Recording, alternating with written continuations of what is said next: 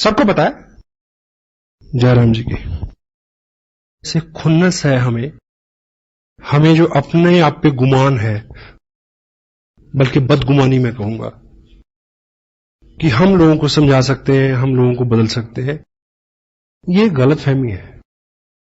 कृष्ण, नानक, गौतम, ईसा, मोहम्मद सबको फेल कर दिया दुनिया में, किया या नहीं किया? हेलो, उनकी बात को सब लोग मान लेते तो दुनिया बड़ी अच्छी होती। उनके पास बहुत अच्छी बात थी पर सबने नहीं मानी। आपके पास बहुत अच्छी बात है पर सब नहीं मानेंगे। Focus upon your goal.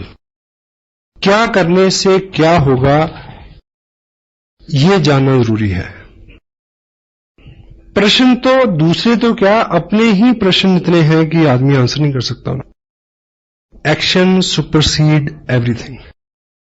Sensitive point क्या है? Be core, teach core. Fundamentally चीज क्या है? एक्सपोजर। एक्सपोजर क्या है? Market plan. उसको अगर ब्लेंडेड कर दें सीडी के साथ, it will bring result like anything. Result, cancer ने भी क्या कहा? रिजल्ट। आपने क्या किया और आखिर में क्या निकला, इससे सारी कामयाबी, इससे आपकी इनकम, इसी पे सब चीज निर्भर करती है। तो हमारा फोकस इस पक्ष में होना चाहिए। आप इस तरह से लेके चलें, बहुत सारे लोग हैं आपके पास।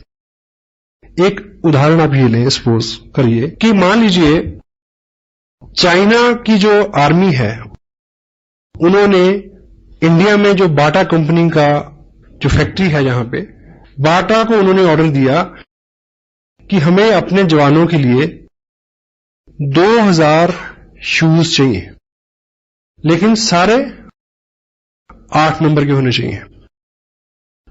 ठीक? और इधर से कंसाइनमेंट गई, लेकिन किसी कारण से कंसाइनमेंट वहां 2 दिन लेट पहुंची और उन्होंने लेने से रिफ्यूज कर दिया, और वो कंसाइनमेंट लौट के आ गई वापस इंडिया में। और आपको इस नियम का पता हो कि जो भी चीज एक्सपोर्ट के लिए चले जाए और 1 हफ्ते में भी वापस आ जाए, वो हमेशा सेकंड लॉट में ट्रीट होती है। Got it? और उसकी नीलामी हुई और आप व्यापारी हैं और आपने वो लॉट खरीदा। क्या? 2000 पेयर बाटा शूज कंपनी, प्रिंट रेट उसके ऊपर है 995 रुपए 95 पैसे। आपने लॉट खरीदा, आपको एक पेयर पड़ा 50 रुपए में। और अच्छा व्यापारी तो अपने आप को वही बहुत धनी मानता है जो डबल कर ले। आप अपने शहर में ले आए उसको और आपने रेट निकाला 100 रुपए, और आपके शहर में सबको पता है कि नया जूता है 995 रुपए 95 पैसे का शोरूम में मिलता है, यहां सिर्फ 100 रुपए का मिल रहा है। लेकिन प्रॉब्लम क्या है कि आपके एरिया में 8 नंबर का जूता डालने वाले लोग हैं 50, 100। तो यहां स्मार्ट वर्क क्या है? आपने बहुत जल्दी 2000 पेयर बेचने हैं 8 नंबर के। आप बहुत सारे लोगों में जाएं जिनका पैर का साइज 8 नंबर का हो, लेकिन हम और आप क्या करते हैं कि जिसको 7 नंबर का पैर है उसको कहते हैं कि वेट कर, तेरा 8 नंबर का हो जाएगा तब पहन लियो, मेरे साथ रहे। जिसका 9 नंबर का पैर, उसको कहते थोड़ा घिसा के आ, डल जाएगा, कोई बात नहीं। इस बिजनेस को लोगों की मानसिकता के मुताबिक फिट करने की कोशिश ना करें, उन लोगों के पास ले जाएं जिनको ये सूट करता है, और उन लोगों की भरमार है। यहां 80% people are there in India Asian business, जिनके लिए वरदान है, नेमत है, नियामत है। और प्रश्न उत्तर, इफ, बट, किंतु, परंतु, यहां वहां, ऐसे वैसे, इसका कोई भी इलाज नहीं है। किसी के प्रश्न का जो सही उत्तर है, सही व्यक्ति, सही जगह, सही माहौल उसको शांत कर सकता है, आप नहीं कर सकते। मेरी बात पूरी हो गई? एक गांव में एक व्यक्ति था जो नेत्रहीन था। नेत्रहीन जो व्यक्ति होता है उसकी बुद्धि जो है वो बहुत तेज होती है, क्योंकि देखने से बहुत सारी एनर्जी का लॉस होता है। तो जो देखेगा नहीं वो मैक्सिमम चीजों को असेस करेगा, सोचेगा, तो दिमाग उसका एक्स्ट्रा ऑर्डिनरी चलता है, शारीरिक जोर भी उसमें ज्यादा होता है, अंधा जोर, इसीलिए मुहावरा बना है।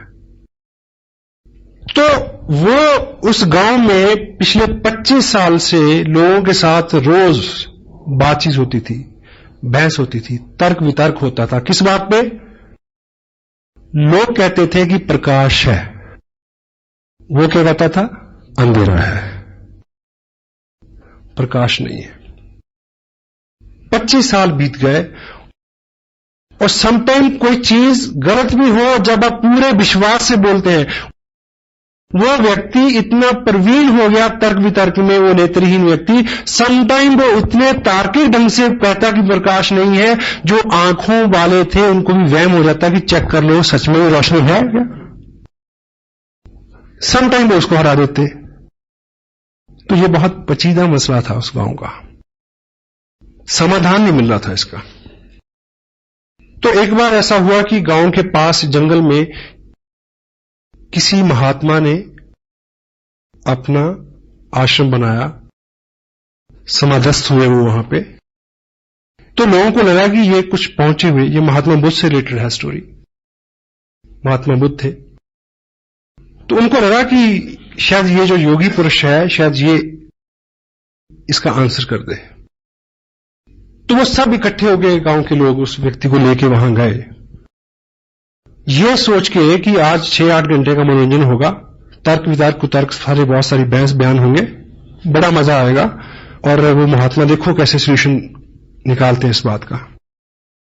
तो बुद्ध समाधि में थे, उनको जगाया गया, उनको बताया गया कि ऐसा ऐसा हमारा मसला है, हम कहते हैं कि प्रकाश है और ये व्यक्ति कहता है प्रकाश नहीं है, ये नेत्रहीन है। बुद्ध ने अपने मुखवाक से केवल एक शब्द बोला, इसको वैद्य के पास ले जाओ। क्या बोला? इसको डॉक्टर के पास ले जाओ। लोगों ने बात मान तो ली, पर तिलमिलाया बहुत कि यह कोई जवाब हुआ, क्योंकि वो तो तर्क वितर्क जाते थे। लेकिन उन्होंने गलती से ऐसा कर लिया। वो पहली बार उसको आंखों के वैद्य के पास ले गए, डॉक्टर के पास ले गए। जैसे वो वहां पहुंचा, वैद्य ने उसकी आंखें देखी और 2 बूंदे एक इधर एक उधर आंख में टपकाई और उसको दिखना शुरू हो गया। और वो लौट के फिर बुद्ध के पास आए।